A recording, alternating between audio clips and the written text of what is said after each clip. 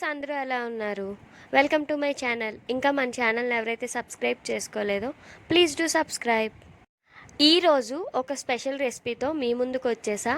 ఆ రెసిపీ ఏంటో తెలుసా? తలకాయ పులుసు, గోట్ హెడ్ పులుసు.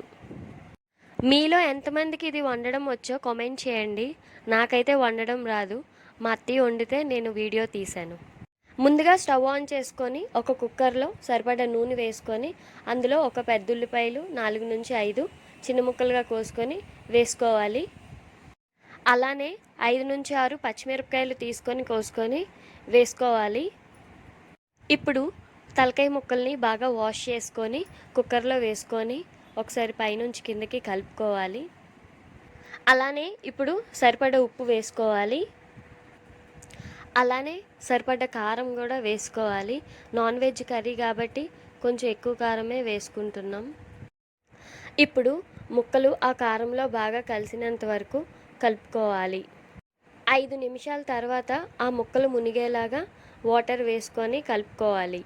ఇప్పుడు కుక్కర్ లిడ్ క్లోజ్ చేసుకొని 8 to 10 విజిల్స్ వచ్చినంత వరకు కుక్ చేసుకోవాలి. మటన్ త్వరగా ఉడకదు కాబట్టి ఒక 10 విజిల్స్ వరకు కుక్ చేసుకుంటే మెత్తగా ఉడుకుతుంది.